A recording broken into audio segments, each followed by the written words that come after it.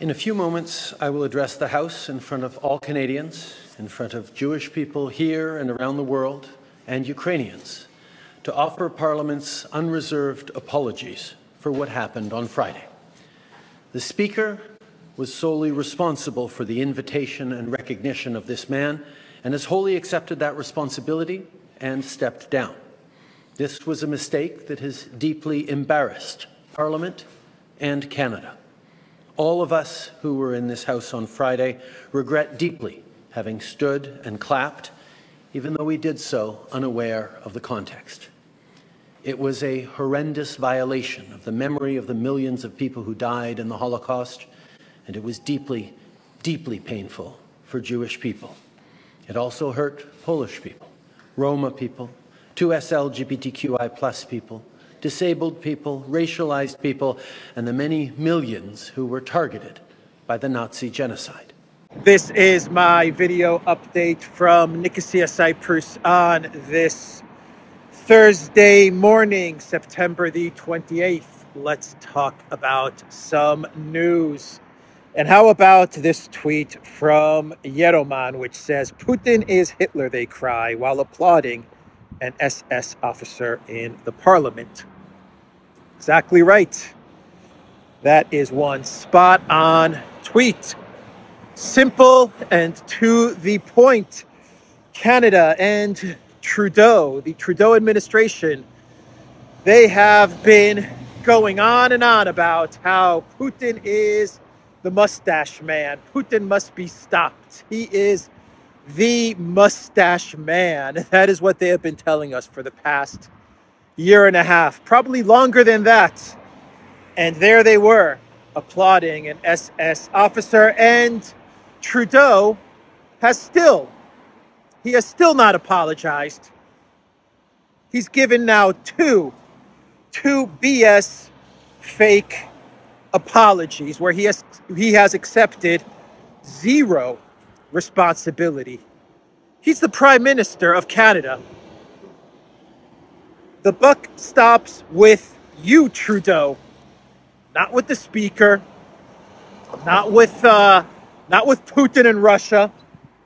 You are the one that needs to accept responsibility for this debacle, not disinformation, which is now what he's trying to pivot towards, Russian disinformation. So Trudeau, he came out again yesterday with a statement, and he still has not said, "This is my fault." He once again threw it on the Speaker. He apologized on behalf of the Parliament in Canada. And then he shifted right away to Russian disinformation and how everyone should stay silent about this incident, this scandal. Everyone should remain silent. Everyone in Parliament should not talk about this anymore. Everyone in the mainstream media should not talk about this anymore, because if we talk about this, we are feeding into Putin's propaganda machine. That was basically what Trudeau said. This was kind of a warning from Trudeau. He was warning MPs and he was warning the media, don't talk about this anymore. I'm telling you, the more you hear from Trudeau, the more you dislike the guy. And I'm being very polite in my choice of words. Trudeau said in his statement, "This terrible mistake is being politicized by Russia and their supporters and is being used to spread false propaganda." What is the false propaganda? What is the false propaganda, Justin? That the entire Parliament stood up and clapped for an SS Galicia soldier, veteran? Is that the false propaganda? Explain to everybody what the disinformation is. And what exactly has Russia done? They don't need to do anything. Russia just has to sit back and watch. That's it.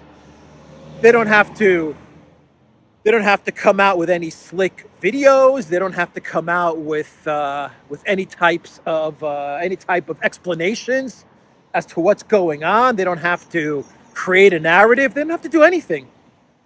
The Russian media, they just have to put out the video. That's it.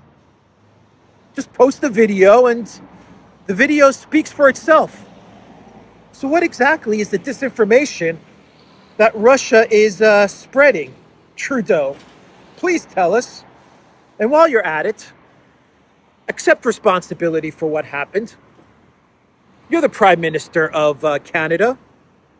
Accept responsibility. Say, this was my fault. I'm the leader of this country. I screwed up. I met with this guy before the Parliament session got started. I met with him. My media and PR team, they contacted him. They drove him to the Parliament. We sent a car. They picked him up and they drove him to the Parliament.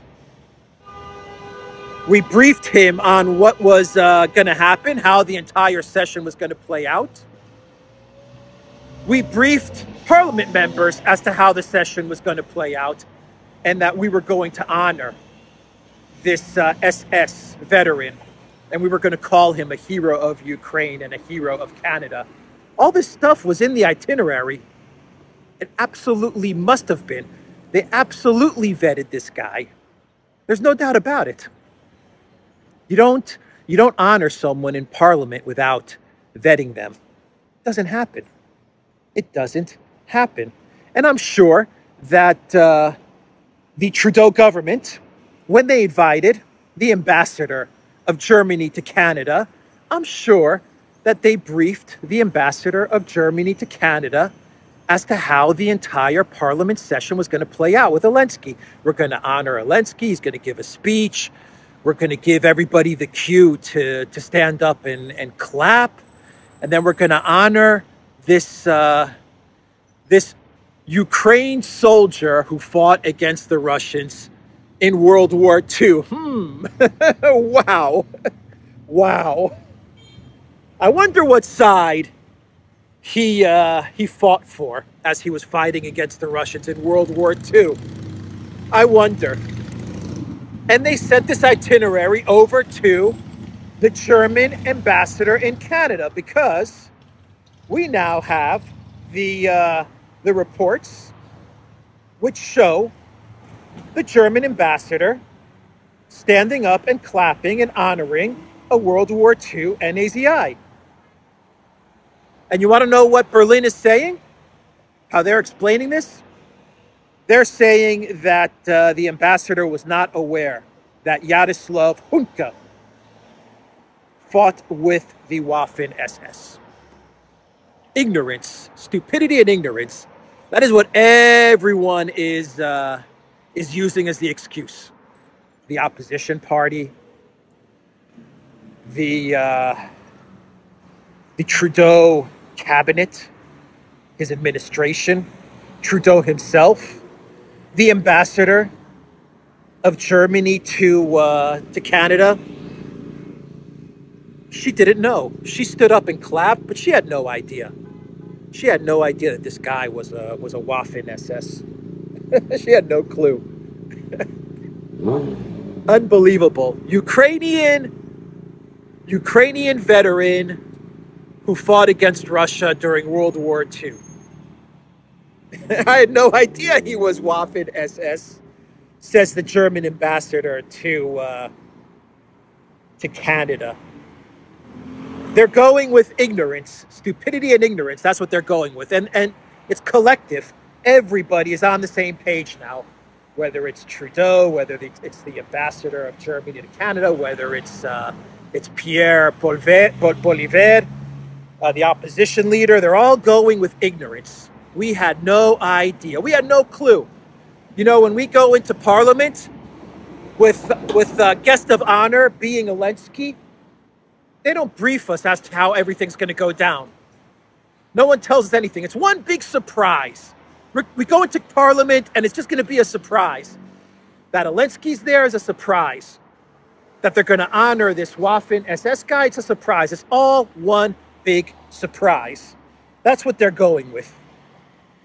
And you notice that Trudeau, in his statement, he said that he would like to apologize on behalf of the Parliament in Canada. The opposition leader, Pierre Poilievre, he also gave the same statement. They pretty much had the same exact statement, the same exact apology. They would like to apologize to the Jewish community. They would like to apologize to Poles, to Slovaks, to Canadians. But you notice that the one country that they refuse to apologize to is Russia. The one country that really, really suffered fighting and defeating Nazi Germany, Russia. They refused to apologize to Russia. How many millions died in Russia fighting the Nazis? How many? Millions died fighting the Nazis.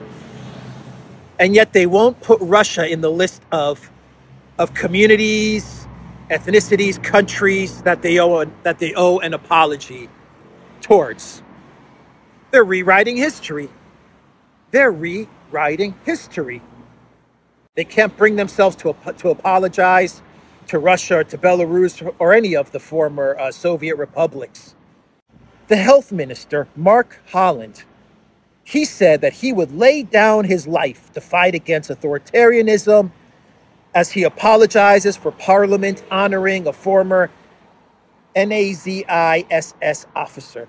And then Holland accuses Russia President Putin of manipulating an earnest mistake. How in God's name has Putin manipulated this, Mr. Mark Holland? Tell us how. How has he manipulated this? They think everybody is stupid. They think everybody is stupid. They're the smart ones. Mark Holland, he's the smart one. So Foreign Affairs Minister Jolie, she is saying that Canada will launch a UN declaration targeting online disinformation. Foreign Affairs Minister Melanie Jolie has launched a United Nations declaration that calls for action to protect what it calls information integrity and to tackle disinformation. That's their response to all of this. Censorship. Censorship. They want to censor anybody that is going to speak about this scandal in the Parliament in Canada. And they're going to label it disinformation. That's their answer. Their answer to this entire debacle is to censor more. Unfreaking believable. And you know, the interesting part about this is being launched at a UN level. When Russia, every year, Russia puts out a resolution where it wants all the countries in the United Nations to condemn NAZIs, NAZI symbols, all of that stuff. Glorification of the Nazis. The Russian government puts out this resolution every single year, since the Maidan, pretty much, every single year. And I believe that Canada is one of the countries that vetoes this resolution. A resolution saying that we, as the United States or Canada or Ukraine, we denounce the NAZIs and we denounce the symbols and everything associated with the mustache man. And the United States, they veto this resolution. Ukraine, of course, vetoes this resolution. And I believe Canada vetoes this resolution. So when Russia puts forward this resolution this year, is Canada going to veto it? I bet you they will. So that's their answer to all of this, is to try and censor and disinformation. And they're trying to pass this via the United Nations. Unfreaking believable. Meanwhile, we are getting reports that this guy, Punka, his family, they actually had a program with the University of Alberta.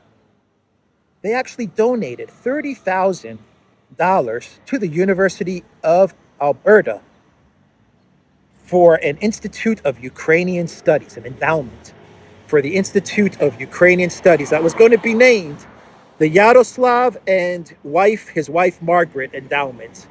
The Yaroslav Hunka Endowment at the University of Alberta, with $30,000 donated by Hunka's family. So not only was this SS guy living in Canada, but it looks like his family was doing quite well as they were living in Canada, because to donate $30,000 to the University of Alberta, it's not a small amount. So this SS guy was, it seems like he was living pretty large while in Canada. And a lot of attention is now turning towards Chrystia Freeland. Max Blumenthal, he put out a tweet. Chrystia Freeland launched her journalistic career at the Ukrainian Weekly, a nationalist publication that glorified NAZI collaborators and the Waffen-SS Galicia. The ad below, promoting NAZI youth camps and pro-Nazi book, appeared in the same 1988 issue as Freeland's reporting.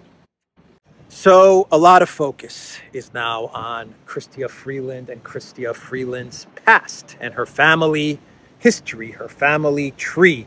And, you know, I think that someone very, very high up in the Trudeau administration is going to also have to get the axe for this debacle. They're going to have to throw someone else, someone very high up under the bus. And so it's going to have to be either Freeland or, I don't know, Trudeau himself. It's going to have to be one of the two. That's the way I'm seeing it. The Speaker of the House is not enough. The Speaker of the Parliament is not enough. That is not enough. I think in order to somehow make this go away, I don't think it ever will go away, but in order to try and make this go away, someone very big is going to have to get dismissed. And blaming this on Russia is not going to fool anybody. That's not enough. A lot of focus now is being placed on Freeland. So, I don't know, Trudeau. It's either you have to resign or you're going to have to dismiss Freeland. Someone's going to have to take the blame. We'll see. We will see how this unfolds. Anyway, let's now talk about Vovan and Lexis, because they had another prank call, this time with Sarah Ashton Cirillo. Sarah Ashton Cirillo III. That is who they prank called this time around. And boy, was this one a good one. And boy, did Sarah Ashton Cirillo say a lot of interesting and revealing things, as she thought she was speaking to former Ukraine President Poroshenko, the chocolate king Poroshenko. That is who she thought she was, Sarah Ashton was speaking to. Everyone believes that they're speaking to Poroshenko. Vovan and Lexis, they use Poroshenko all the time. Like all the time. And it works all the time. You would think by now that people that receive a call from Poroshenko would be a bit suspicious by now, given the fact that every single person that Vovan and Lexis has pranked has pretty much been Poroshenko. Give or take a couple of times they've pretended to be Zelensky or someone else, but most of the time they're Poroshenko, and it works all the freaking time. And it worked on Sarah Ashton Cirillo. And Cirillo said some very nasty, I mean really nasty stuff. Well, Cirillo revealed that there are NAZIs in Ukraine and that they're trying to cover up the NAZIs. Cirillo said that. Cirillo said that they would give talking points to CNN. If CNN would make errors in their reporting or what they thought were errors in their reporting, they would call CNN, tell CNN the errors that they made in their reporting, and CNN would fix those errors. Unbelievable stuff. Cirillo said that every Russian that supports Vladimir Putin is not human. Wow. Wow. Cirillo also said that Russians are not Europeans. Russians are Asians, and ultimately, they come from the Mongols. Cirillo also said that the Republicans are trying to use the case of Gonzalo Lira, the Russian agent I testified against, to try and say we don't like free speech. I do believe that they were very angry in Washington that I was being talked about with Gonzalo Lira, that two Americans were being discussed and they were told to make it go away. This is an interesting statement. This leads me to believe that we may be seeing something positive happen with Gonzalo Lira. Perhaps we're seeing the foundation being put in place for Gonzalo's release. Just a thought, just a hunch. It is just a hunch. But given this statement from Cirillo, that's what it looks like. Cirillo said to who she thought was Poroshenko, Cirillo said that her dismissal came from very high up. It came from New York and came from very, very high up. So this came from either Zelensky while he was in New York at the UN General Assembly. Does the timeline match? I think it does match up.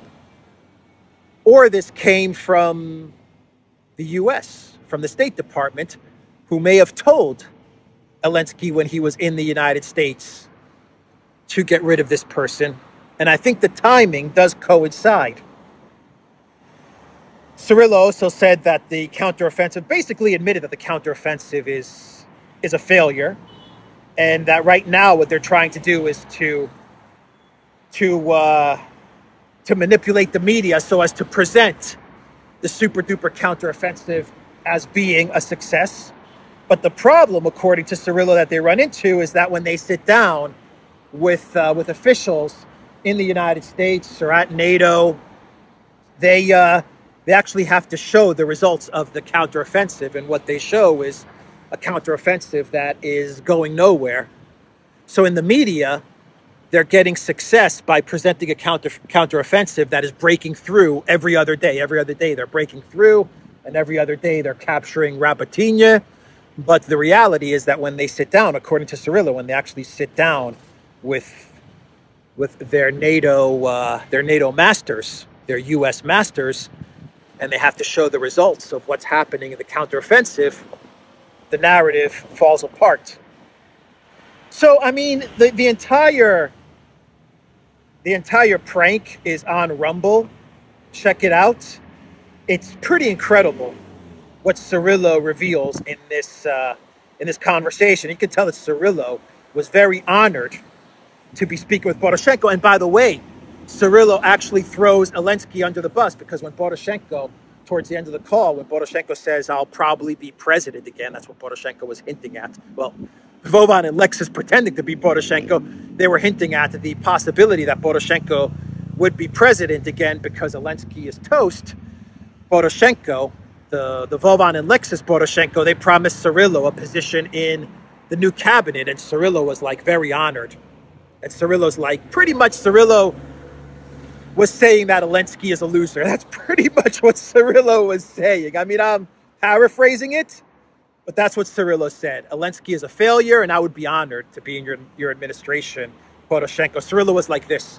It would be an honor. It would be an honor, Porky Chocolate King Poroshenko. So I got a lot of this summary from the Twitter account of Kenakoa the Great. Did a really good job. I'll put the link to this summary in the description box down below. Did a really good job of summarizing the main points of this prank call. But towards the end of the tweet, this is what Kenakoa the Great says towards the very bottom of this summary. Sarah Ashton Cirillo was previously suspended as a Ukrainian spokesperson after threatening to hunt down all Russian propagandists, including American citizens, critical of the war, such as imprisoned journalist Gonzalo Lira. Why is CNN taking reporting orders from a Ukrainian military spokesperson? Why is Ukraine imprisoning American citizens for speaking critically against the war? Why are we arming some Nazi groups? Very good questions from the Twitter account of Kenakoa. I hope I'm pronouncing that correctly. Kenakoa the Great. They always fall for Poroshenko. They always fall for Poroshenko. Unbelievable. So The Guardian, they put out an article where they claim they have seen documents where Ukraine approached the G7 countries, and Ukraine said that if they don't launch missiles against Syria and Iran, because Syria and Iran are manufacturing drones for Russia, then Ukraine will gladly do it as long as the G7 countries give Ukraine the missiles to launch these strikes on Iran and Syria. We're talking about Ukraine approaching G7 countries and telling them, give us missiles so we can launch those missiles at Iran and at Syria. Iranian territory and Syrian territory will launch the missiles on your behalf, G7 nations, because you guys refuse to do it. And we believe that Russia is getting drones from Iran and Syria. So we want to attack Iran and Syria. We want to declare war on Iran and Syria. Give us the missiles to do it, we'll do it. Pretty incredible stuff. Absolutely incredible stuff. And this is The Guardian reporting this, and The Guardian says that they've seen the documents. The Zelensky regime is freaking crazy. And this is the regime, keep in mind, this is the administration that the collective West wanted to give nukes to. In the run-up to the special military operation, about a year before the special military operation started, the collective West was hinting that they were indicating whether they were going to do it or not, whether it was a bluff or not, who knows. But they were indicating that they were open to giving nukes to Zelensky. Remember the Munich Security Conference, which took place a couple of weeks before the SMO launched? Zelensky was running around Munich while Annalena was there, while Kamala Harris was there, Olaf Scholz, Ursula, they were all there in Munich, and Zelensky was running around Munich saying that Ukraine was going to get nuclear weapons. And now we have the documents provided by The Guardian, reporting done by The Guardian, which claimed that Ukraine wanted to launch missile strikes towards Syria and towards Iran. That is unbelievable. Wow. Wow, wow, wow. I am speechless. Absolutely speechless. So, for The Guardian to be running an article like this, that's not good news for Zelensky. That is not good news for the Zelensky regime. And something else that's not good news for the Zelensky regime is that in 2 weeks, according to the weather forecast, we will have, or there will be, rain and mud in Ukraine along the front line of where the big super duper counteroffensive is being launched. And that means that the Zelensky regime pretty much has 2 weeks, maybe a little less, maybe a little more. They have 2 weeks to reach the Sea of Azov. Well, now the task has changed. It's not about reaching the Sea of Azov. Now it's about reaching Tokmak, the outskirts of Tokmak. That's going to be the definition of success now. But they have 2 weeks, because once the mud and the rain starts coming, it's game over for the big super duper counteroffensive. And yesterday, according to the Russian Ministry of Defense, they destroyed a major Ukrainian ammo depot. The facility contained around 3,000 tons of ammunition. Moscow claims a major Ukrainian ammunition stockpile has been destroyed by a high-precision airstrike in the Kherson region, the Russian Defense Ministry has said. The depot, located near the village of Kiselyovka, was hit by a cruise missile on Monday. The stockpile contained over 3,000 tons of ammunition, according to the Russian military's estimates. It's game over for the Zelensky regime. It's definitely game over for the big super duper counteroffensive. Game over. And now you have The Guardian. The Guardian has been supporting Zelensky from the very, very beginning. And now they're saying that the Zelensky regime is out of its mind because they wanted to launch missiles towards Iran and towards Syria. Unhinged, an unhinged Zelensky regime. That is the picture that The Guardian is painting. Not good for Zelensky, not good at all. So yesterday we had another GOP debate, and this debate was very uneventful. Donald Trump, who is ahead by 45 points, 43 points, 50 points, whatever, 150 points. He's ahead of everybody else by a huge amount and a huge margin. Obviously, he didn't show up, and boy, did he make the right decision. He didn't waste his time at this debate. I think this was a Fox News debate, but it was an S show. The whole debate was an S show. It was not worth wasting a couple hours of your time watching, that's for sure. But Jack Posobiec summarizes the debate pretty well in this tweet. Weird how Biden is jailing the leader of the Republican Party and Democrat judges are dissolving his business, and no one in the GOP primary debate seems to have noticed. But sure, they'll totally take on the deep state. Exactly. No one on that stage, no one would be able to take on the deep state. I'll be honest, I don't even know if Trump will be able to take on the deep state. But everyone that was on the stage yesterday evening, they have zero chance of taking on the deep state, and most of them are part of the deep state. And what they're doing is they're just kind of hanging out. They're hanging around, hoping that something happens with Trump, that Trump will be arrested or put in prison and will be denied the opportunity to win the nomination for the Republicans. And that's the only reason that the people that were on the stage yesterday evening, Haley and Pence and Christie, the only reason that they're hanging around is that they're hoping that the deep state can knock Trump out so that they can then swoop in and win the nomination. That's all that is going on here. If that doesn't happen and the deep state fails in derailing Trump, then they obviously have zero chance of winning the nomination. Anyway, I did a video yesterday and I talked about the Menendez scandal. And I gave you my thoughts on why this is happening. I'm not saying that Menendez is not corrupt. I'm not saying that he is corrupt. I don't know.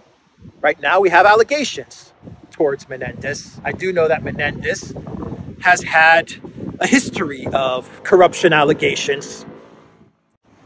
Yesterday in my video, I said that the real point of this scandal of going after Menendez now is to get that F-16 deal approved, to get those F-16 and the F-16 parts to Turkey so that Turkey can then vote yes for Sweden into NATO. I said that was the reason that we're seeing this Menendez scandal unfold right now. And sure enough, Politico, they came out with an article. The title reads, Menendez ouster improves odds for F-16 sale to Turkey, top Republican says. But there's still plenty of opposition to the deal in both parties. I agree, there is plenty of opposition to the deal, but you want to know who was the main guy? The one person that was really putting up the most resistance to the Turkey F-16 deal? It was Menendez. So you get Menendez out of the way, and you hope that everybody else, they fold in line. That's what you hope. Once they see what the deep state did to Menendez, and keep in mind, this is the Democrat deep state going after a Democrat.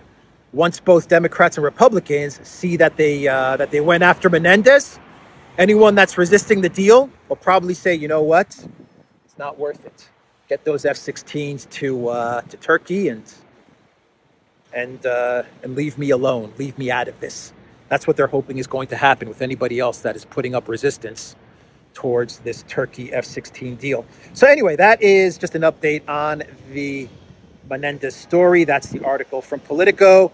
Let's now do a couple of clown worlds. And this article from CNN Politics, I was going to say Politico.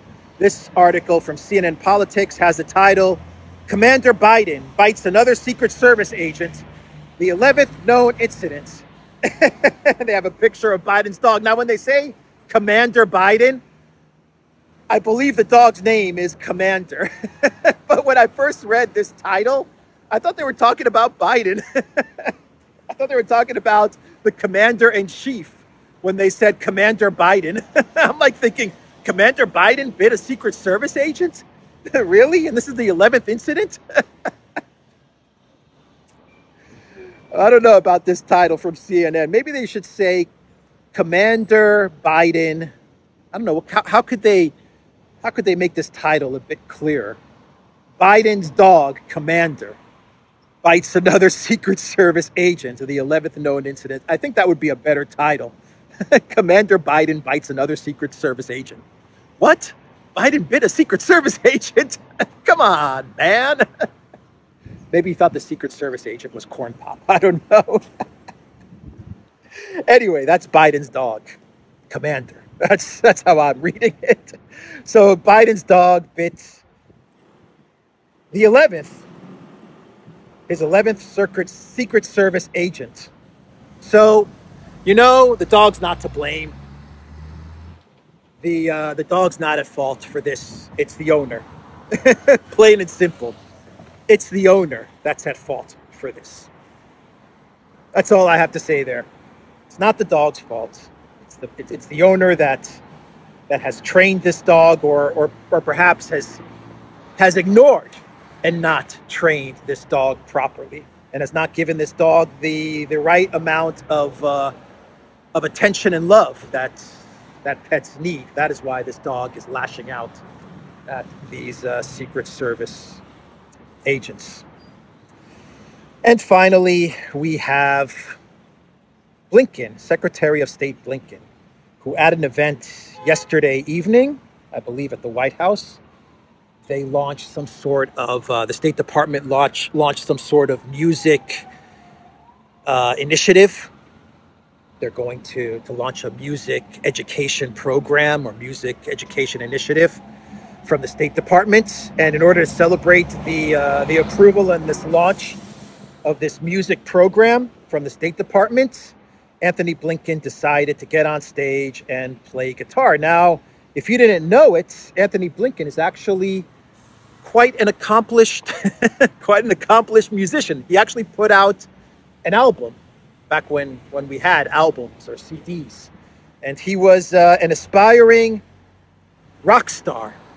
And he plays the guitar, and he got up on stage, and he started to belt out a couple of rock tunes. I'll put a link down below to the video of Anthony Blinken playing the guitar and singing some rock and roll. But I like the tweet from The Real Fly. The Real Fly says, 500,000 dead in Ukraine, 1,000 to 2,000 dead per day in war. Blinken tonight. Spot on from the real fly. Spot on. As Anthony Blinken, Newland, the State Department, Sullivan, Professor Biden, as they send Ukrainians, the Republicans, McConnell, Lindsey Graham, all of them, as they send Ukrainians to be annihilated by the Russian military, they're playing the guitar and singing at a White House State Department event. They couldn't really care.